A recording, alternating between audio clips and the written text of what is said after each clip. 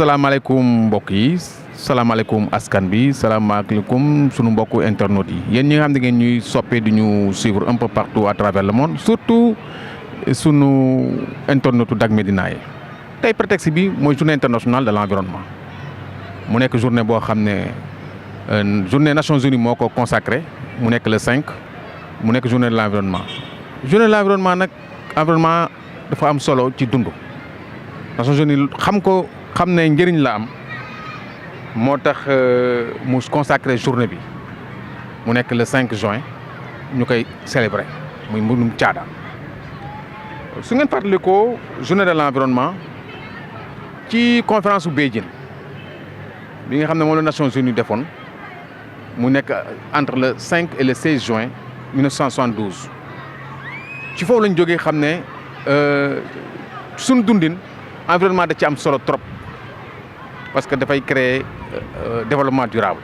moo tax mu consacré journée bi def ko journée internationale de l'environnement journée bi nag boo gisee ñu def ko dañu bëgg a moom dañu ko def pour fàttali nit ñi fàttali opinion publique fàttali société yi fàttali entreprise yi ak collectivité bi pas-pas bi nga xam dañ ko war a am njëriñ bi nga xam ne dañ ko war a am importance bi nga xam ne dañ ko war a jox environnement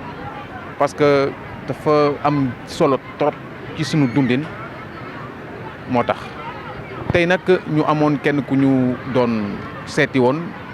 ñu koy wax Ousmane Faye artiste comédien la bëri ay facettes comme ça buñ dee ñu waxtaan ci tuuti waxtaan ci mbiru environnement mu xool moom nan la gisee environnement mu mën ñu fàttali tuuti fàttali njaboot bi fàttali askan bi njëriñ bi nga xam ne caada moom la am ci sunu biir dundin et ñu profiter aussi pour fêter célébrer à notre manière cette journée là loolu moo waral ñu seet si ko tey ñu ngi nii ci ñaari tali muy allée bi nga xam ne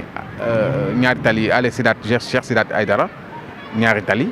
nga xam ne boo ngeen gisee jardin bi gis na restauré nañ ko defaraat nañ ko te yëpp dafa am solo parce que ci caada la bokk ci environnement la bokk boo gisee fii di ngeen gis ne ñi xamoon fii buñ fu ñëwee dinañ gis ne changé na parce que environnement dafa am solo voilà dafa am solo ci sunu dundin ñu dem ci Ousmane Faye li mu la journée internationale de l'environnement le 5 bi Nations Unies daf ko tuddee mu nekk restauration des écosystèmes bu ñu waxee ne écosystème restauration bi bokk na ci verdiraat mooy saxal garab verdure ville yi bokk na ci réaménagement jardin yi comme fi ñu nekk bokk na ci changer régime alimentaire bokk na ci assainir aussi fleuve yeeg côtes yi Ousmane Faye gis ngeen ko mi ngi nii artiste la Ousmane ñu ngi lay ziar. maa ngi leen di fay Lamine xel mu sell ci yaram bu sell waaye yaram bu sell ci dëkkuwaay bu sell fagaru moo gën faju nee naa environnement mooy nit environnement mooy àddina environnement mooy li ñu wër environnement mooy ci li ñuy dund environnement mooy li ñuy gis saa su ne ba fii ñu taxaw nii sax ñu ngi ci sunu environnement macha allah la mi di la nuyoo loolu. mais dañu gis ne ñit ñi population bi xamul environnement trop wala xamuñu njëriñam. même fête bi sax ñi ni sentiruñ ko trop. waaw xam nga yow à votre manière. nga am noo koy feetoo. waaw nan ngay feetoo journée internationale de l'environnement yow. journée internationale de l'environnement man Ousmane Faye acteur de développement nee naa yor association bu ñu naan set wecc environnement. set wecce ci environnement set ci waxtaan. nee naa ñun dinañ ko fêter à notre façon dinañ ko fêter à notre manière. ndax nee naa journée de l'environnement kenn ku ci ne da nga ko war a fêter ci sa bopp. ndax ñëpp ko bokk. lu ñëpp bokk na ñëpp ko war a fêter ndoo. bis la boo xam ne bisu sant yàlla la di ñaan suñu environnement bi nga xam ne feebar dafay duggoon muy corona mu jaare fa abal ñu ba ilaa yawmi diin abal ñu bu baax a baax kon nag je pense que ni bis bi daal day bis boo xam ne ñun ñu ngi koy jëmmal di ci woo waa Dak Médina sama partenaires yi nga xam ne macha allah di leen bëggee yéen it ngeen ñëw ñu àndandoo feetandoo journée de l'environnement. su ma laajoon njëriñu environnement lan mooy njëriñam ñi ñi xam ko. waaw xam nga waaw Lamine nee naa environnement dafa yaatu. waaw ndax environnement insalubrité bii nii rek ci environnement la boobu. voilà xale yaa ngi nii gis nga leen di ay xale yoo xam ne macha allah suñu projet sax mooy def xale yi ay agent de l'environnement former leen ci. parce que cadre bi la xale yi am ñaari tali xat na man fii laa dëkk fii laa juddoo fii laa yaroo fii laa defee Biscuiterie laa dëkk bopp laa juddoo mais Biscuiterie ñaari tali sama soxna ak sama lépp fi lañ nekk kon donc xale yëpp ma xam mais dama leen di yërëm sax ndeysaan ndax kër yi xat nañu te fii rek environnement bi rek lañ am ma bëgg ko valoriser waa ñaari tali jaaree fa valoriser ko ngir ñu mën ko rafetal taaral ko ndax am nay jamono borom banc yeeg borom table yeeg yëpp nekk fii anarchie boo xam ne kenn mënu ko expliquer. effectivement ku ñëw fii xamoon ko ñëwaat fii. waaw boo ñëwee boo amul di nga réer parce que dana waa mais est-ce que réellement. waaw ñaari tali bi ma xamoon. moo nekk nii beneen ñaari tali honnêtement cadre bi changé na. beneen ñaari tali moo fi nekk.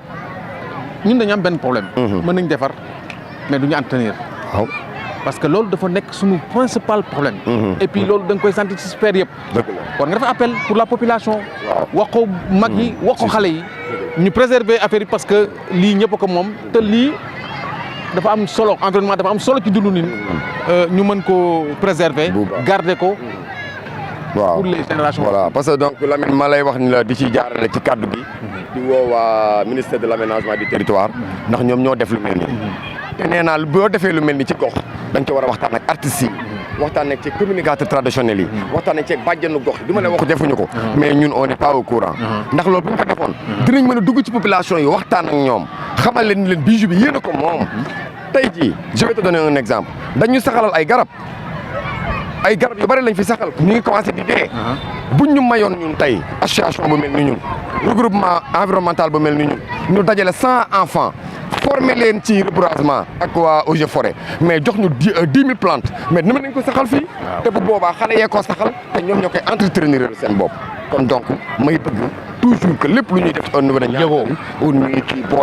ci boole population du ma ne boole wuñu ci nag mais sensibilisation surtout di ci kontaan te mooy li ñu wax rek ndax ginnaaw garab moom ba fa commencé dee Sénégal di dee en Afrique te bu garab manqué rek nañu tiit daal ndax garab mooy indi taw te garab ci la meññeent yëpp di jógee te garab sax ci ngay mën a nuyu ci ngay mën a dund bu neex. léegi li ma lay wax boo xoolee. garab waaw soo waxee garab. waaw médicament ci wolof waaw garab la mooy garab. mooy faj bu baax a baax a baax. mais ñun dañ ko réere mbir. dañ ko réere mbir bu baax ndax xam nga tey ji boo xoolee ci cadre bi ñu nekk muy ñaari tali di quartier populaire nit ñi bari ba nga xam ne macha allah catu wu ma leen mais quand même amuñu benn espace bu ñu génn féexlu wala ñu waxtaan wala ñu noyyi kon garab rek bokk na ci lu mu xat-xat nit ñi mën a noyyi oxygène bu neex dund loolu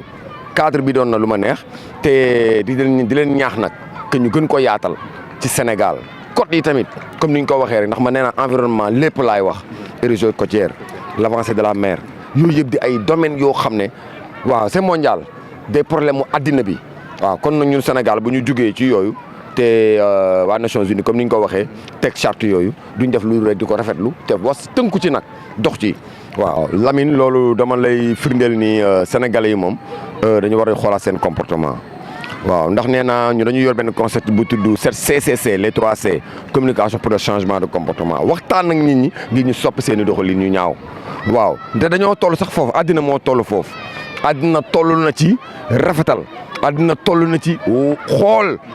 lu ñaaw nga bàyyi ko waaw sànni bii ñuy sànni ni jël mbalit fu la neex nga sànni yéen am yenn comportement yi loolu Afrique rek nga koy am Sénégal rek nga koy am même dëkku jàmbur boo demoon je pense que doo ko def. mais problème d'éducation. waaw problème d'éducation la. est-ce que jotul.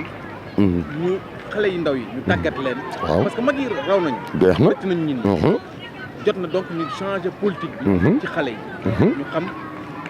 ngir mu set. mais Lamine boo xoolee tey ñaari tali xale yi niñ ma wëree tey xale yi niñ ma toppee tey nga war a xam ne man sama xale yi maay seen yaakaar waaye ñoom it xale yi sama yaakaar man nee naa les enfants c'est l'avenir de demain xale yi ñooy njëriñu suba. xale yi may tàggat ci environnement ci biir ñaari tali bi am na ci xale yu bari yoo xam ne ni nday tey Lamine demuñu colonie de vacances amuñu doole mën nañoo xëy sax dem géej mbaa ñu dem ci leneen kon ma encadré xale yooyu ci biir espace bu mel nii jàngale ni ñuy saxalee garab jàngale ni ñuy toppatoowee mbalit jàngale ni ñuy fonkee environnement xale bu ci ñibbi sa kër di nga ko wan sa yaay di nga ko wan sa papa di nga ko wan seen waa famille. en général environnement dafa lié wu bu ñu waxee problème d'environnement rek dañuy wax affaire bi pollution. ak dégradation. dégradation de la nature. ñaar yooyu dafa pratiquement ça colle à l'environnement. c'est vrai. lan nga mën a wax ci loolu tamit. waaw xam nga dégradation de la nature moom yaa ngi gis chaque jour rek ñu ngi gis ni nature baa ngi faible te bu nature bi faible rek ñun ñii suñu bopp on est en danger waaw. kon nag duñ def rek lu dul jóg ci li nga wax xoolaat comportement yi rafetal ko xoolaat suñu bopp ñun sénégalais yi te xam ne dañoo bëgg a dem. bu ñu bëggee un Sénégal émergent nag sénégalais bu ne mooy jug jàpp Sénégal def ko sénégalais am sénégalais bu ne na mel ni moo toog fa Macky Sall la toog sénégalais bu nekk na toog fa ministre mel ni moom moo toog ci ministre ba sénégalais bu nekk na mel ni moo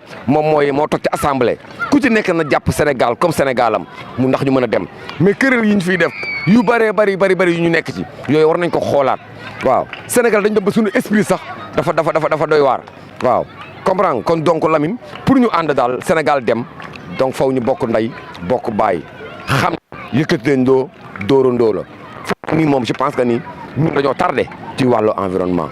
dañ ci tardé ba pare suñu gouvernement yi Lamine dañoo sollicité wul jàppale wuñ ñu boole wuñ ñu ci dara. man li may wax de mooy poser benn problème. mooy collectivités locales yi am nañu wàll ci environnement. bu baax est-ce que ñi ngi dox rôle bi ñu war def ni ñu koy def loolu c'est une question que je pose c'est important quand même. parce que ci compétence décentralisée. environnement da cee bokk. ñoom ci waat. est-ce que yow am nga link bi nga am ak seen mairie d'arrondissement yi. waaw macha allah ma fi profité ci occasion bi di nuyu madame Soham Wardini la maire de Dakar parce que moom barki démb rek la fi jógee doon teg ci benn comité local au niveau de Biscuiterie mais quand même bi ma gisee rek ma joué sax ci kanamam dafa ne ma Ousmane jël naa la comme partenaire pour ville de Dakar zéro déchet ak yu demee noonu ma ciy kontaan ma ciy invité tamit képp kuy environnementiste comme man comprendre donc di leen wax ni sunu maire yi ñu ngi góorgóorlu di ci profité di nuyu sunu maire Djibril Wade Djibi Wade di nuyu tamit Jean-Baptiste Diouf maire de Grand Dakar parce que Sénégal mu tudd mën naa ni Grand Dakar ak Biscuiterie ay communes jumeaux lañu. waaw ñoom ñaar ay jumeaux lañu donc maanaam ñiy fréquenté fii ñooy fréquenté fii da ngay añee fii reeree fee mbaa nga ndekkee fële kon donc ñoom ñëpp laa koy boole di leen ñaax ci ñu fonk environnement di leen ñaax ci tamit ñu gën ñu faale gën ñu respecté ndax ñun ñi de sama déguisement bi de je pense que ni ku ko gis dina xam ne ni man environnement lay représenté insalubrité lay représenté te ku ma xool xam ne mbedd mi nii la mel waaw. mënoon naa nag solo neneen baa ma defee neneen mais lii c'est pour que sénégalais yi xam ni ba léegi corona mi ngi fi waaj a jóge waaye comportement yu malsain yi ba léegi ñu ngi fi. donc di leen woowaat rek ni bu ñu découragé dañoo toll ci tabax. dañoo toll ci defar te kon kenn warul découragé nañu bokk ndey bokk bàyyi main dans la main mais ñu delloowaat mbalit mi delloowaat bagage population yi sama yaay sama papa sunu waa kër samay askan sama mbokk artistes yi mbokk docteurs yi képp kuy sénégalais ba ci maaraay mara bu sëñ Mountakha Mbacké maa ngi koy woo parce que bu ñu nee ñaari tali no bu ñu nee ñaari Baye Fall ne Touba bu ñu nee ñaari tali na Masalikul Jinaan kon Masalikul Jinaan